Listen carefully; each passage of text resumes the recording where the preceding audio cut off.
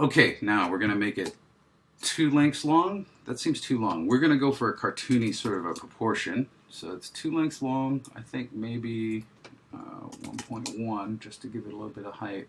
It's a strange color. So now I'm going to show you something that's interesting. Remember I was talking about materials and textures. So if I do, this has the default material on it. So does this, and so does this. So if I do a default material, and then let's select it. Actually, I don't think it'll let me edit this one because it is the default. So we're gonna have to go find a material to put on this just so I can see it. Material. Oh, let's drop a grid right there on the floor. We'll drop another grid on this thing, except now it looks the same. So let's find this. See how I click this and it turned yellow down here?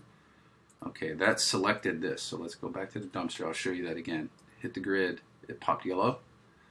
Let's go select the one that it's using. Okay, I have a problem. I have a dumpster that looks exactly the same as my world. So what am I gonna do? Let's create a material. I'm gonna do that by right-clicking this. And I'm actually, they don't have duplicate on the right click. Do they have that up here? Yes, okay. See how it says Command D here? We're going to duplicate it. Grid for 2D1. We're going to, I'm going to change the name on it down here. Dumpster. Okay. Now, on our dumpster material, I want to change the map to be, oh, I don't have any good maps. Let's go get one out of my asset store. Asset store. All right, here's their asset store. This is everything that they're selling. This button is everything that I've bought, purchased, or downloaded. Let's go into, I'm looking for a package called Prototype Textures. So somewhere in here, Peas, Procedural Planet, Prototype Textures, import this. Bring it! Right on, Jeff. Jeff's into it. Do you have your coffee, Jeff? Are you coffeeing up? You have to have your coffee. If you don't have your coffee, you're not participating.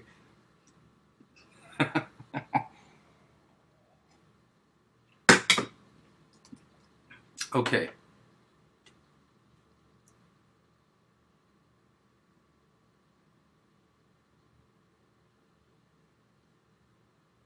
Bingo. Come on. It might be time for me to get a new computer soon.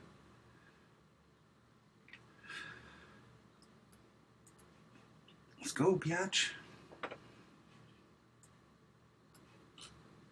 Actually, while I'm here, I'm going to start updating some of my other stuff. I'm going to bring UScript in again because it's faster for me. Like I said, we'll do a Playmaker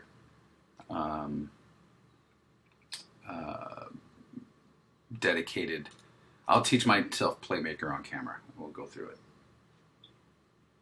Just for you, Vince. Okay, let's import that.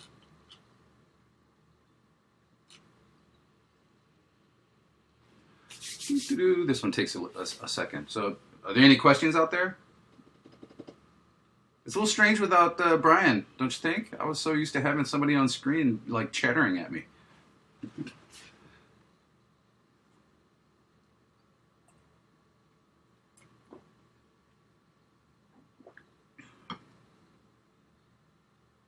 Oh, good. You did get the personal learning edition. Have you tried it out yet, Vince? It takes a while to learn. I know that I sort of zip through it, but stick with it. If you have questions. Yes, technically, Vince, that's a component. I basically did the shortcut, which was to drag it in, but I'll show you the slow way here in a second. Let me make sure that my... sorry, I know that the screen's hard to watch right now. Just bear with me. Let me import this again. Did it come in? Here we go. All right. I am going to bring in one other thing. I don't remember if this is free or not, Vince, but Necronauticon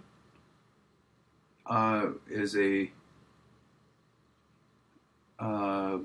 add-on for UScript, I highly recommend it once you start getting, if you get serious about it, because it does some things that UScript doesn't have. And it allows you to, bypass the stage of writing your own nodes, which I'll cover in a different tutorial. Well, hold on, oh shit, I'm updating my iPad. Okay, hold your questions for like 5 minutes. I'm just gonna keep pressing on. Okay, now let's go back to that dumpster.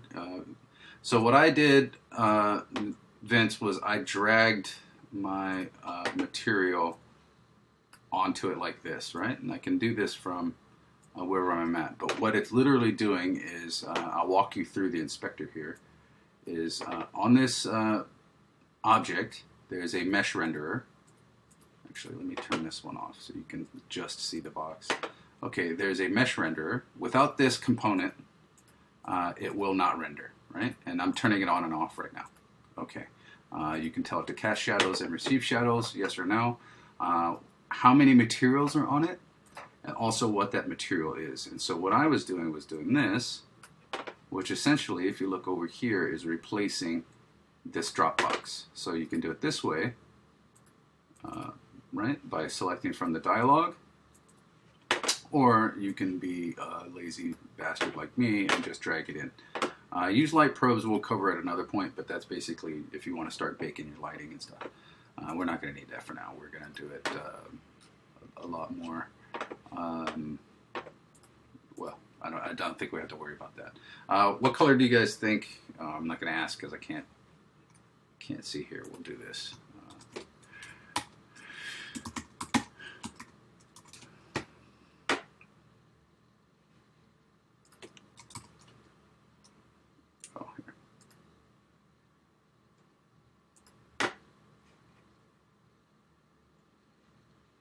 Okay, there's the chat room. At least I can see you guys for a second while my iPad has a mind of its own.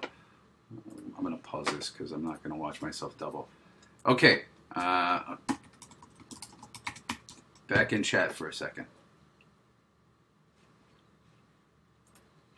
All right, do you guys have an opinion on color? Shoot it over to the chat window.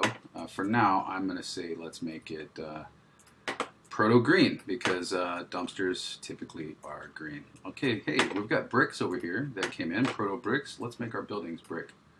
You'll notice though now that my buildings, even though they're all named the same, did not all change materials when I dragged one over. This is actually important to understand, is that when I duplicated it, under the hood it actually got a different ID. So it's not, they're not instances of each other. An instance is basically the same object in multiple instances, right? Just like an instance dungeon, everybody has their own version, right? So now I've made them all the same, but that seems like a shitty way to work, which is duplicating one of these every time I want what I want. But what did I do just now? I duplicated after the changes. Part of the problem with that is, let's say I go back and say I want a red building, is this one won't change at the same time. So now I'm going to show you how to make, which one did I turn red? This one? Let's call this building red. Okay, now we are actually going to make a prefab out of it. I'm going to drag it over this folder, drop it in. See how it turned into like that swoopy arrow? That means shortcut in Apple speak or whatever. Anyway, so I built this thing. It's got a little blue cube next to it. That means it's a prefab. Let's delete our building red. I'm going to go back down to this working folder and pull this into my scene. And now I have a red building. Now what's interesting about this is now we're going to start deleting some of these. Is now when I want a red building, I can drag it in. By the way, it's going to that spot because that's the spot that I created it in, not because it's doing something automatic about where I want it to be. So every time I drag a building red in, if I don't tell it to go somewhere else, it will show up at the location that it got created. So if I wanted it to show up at 000 every time, I'm now going to show you two things. Let's go to the actual prefab. So I've noticed that I've got it selected down here on the screen. see how it says 5, 3, and -4? I'm going to change the prefab to be 0, 0, 0. Okay. Now when I drag it in, it shows up at 0, 0, 0. That's in the floor, so let's make it 3. Okay. Another thing I'm going to show you, this is a little fast, you don't have to remember this, but you can remember to always go to your prefab. See that now that the prefabs in the world, it can have differing parameters. However, if I want them all to come in a certain way, I can do, let's say, 3 on this. That will immediately be saved to this prefab. Now, the next time I drag it in, it'll come in at the right height. Actually, let's delete this one so you can see it happen. This one comes in, boom, ready to go, ready to put it where I want it. Okay, now let's ditch some of these crap red buildings. Come back to this one, put this thing on. Okay, great, thank you. Okay, now we have a prefab. However, I've moved it over. I've made it red. But I want to make another prefab that's actually brick. So let's select that one. We're going to duplicate it. We'll call this one brick. Right? We're going to go to this. I'll select it this way so you can see it. See this slide? Oh, no, fuck off. Anyway, let's go back to this. Select this. See this slider up here? You can change. I'm a list view kind of guy just because I'm an old fart. But if you want to see the icons and the actual materials over here, you can do that by making the thumbnails bigger. So I'll make the thumbnails bigger because I know what I'm looking for. Proto bricks. That's great. I'll just double click it. It's assigned. Now I should have a. I'm going to go back and find it again. Resources working. Building brick, that's the one I'm working on, right? Okay, it's at 0, 3, 0. Let's drag that one in. Boom! Now I have my brick buildings that I want to make. Okay, so once again, I could make, let's do this this way. So, what would I say, 2.5?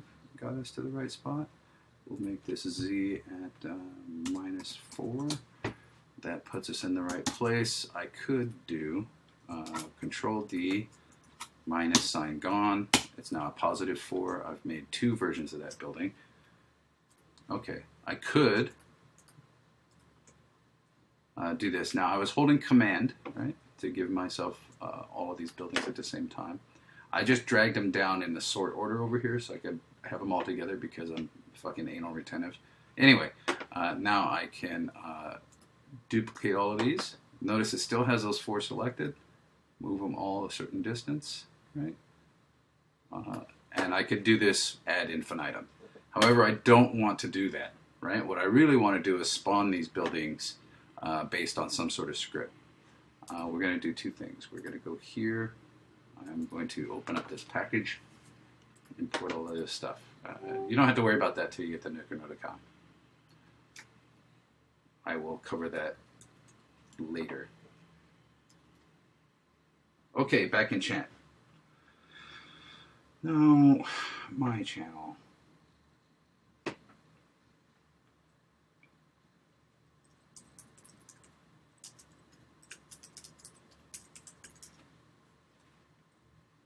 Hold on, I'm going to come in. Green, green, green! Okay, let's see here. Are you telling me that you want green buildings or green dumpsters?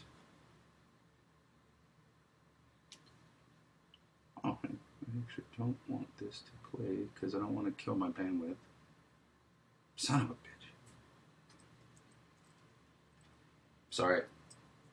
I'm still getting the hang of this shit.